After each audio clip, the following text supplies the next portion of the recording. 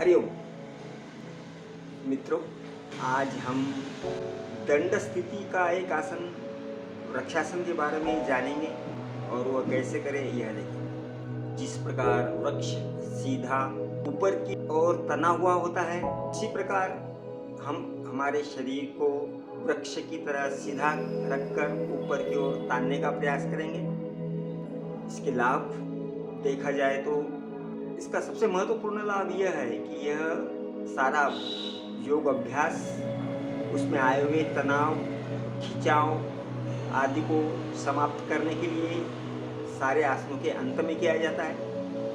इसमें शरीर को ऊपर खींचने से शरीर में के सारे तनाव निकल जाते हैं। जैसे हम आलस से भगाने के लिए अंगड़ाई लेते हैं, ठीक उसी प्रकार इसमें हमें पूरा शरीर ऊपर की ओर खींचना है। इस आसन में सारा शरीर एक दिशा में ताना जाता है, जिससे शरीर की तनाव की स्थिति समाप्त हो, हमें आराम मिलता है। हाथ पैर के स्नायु को व्यायाम मिलता है, उनकी कार्यक्षमता में वृद्धि होती है। पेट के स्नायु में तनाव की स्थिति उत्पन्न होती है और उनके पेट में स्थित आंतरिक अंगों को लाभ मिलता है।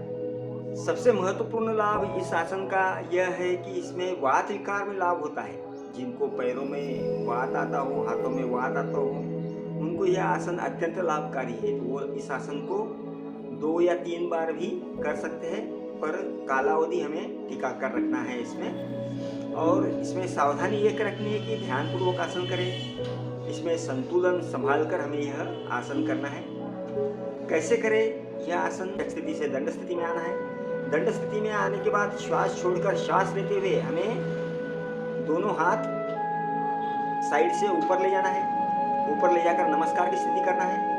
फिर श्वास लेते हुए धीरे धीरे हमें एड़ियां हमारी ऊपर उठानी है, शरीर को और ऊपर तान देना है। अवस्था प्राप्त होने के बाद हमें स्वतंत्र श्वसन चालू रखना है। कुछ देर उस स्थिति में स्थिर रहे, दृष्टि स्थिर रखें, गर्दन भी सीधी रखिए, नजर सामने रखें।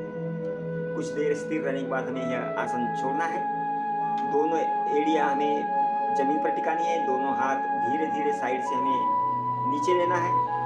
हरिओम। ऐसे ही महत्वपूर्ण योगा टिप्स और आयुर्वेद स्वास्थ्य के बारे में जानने के लिए हमें फॉलो करें।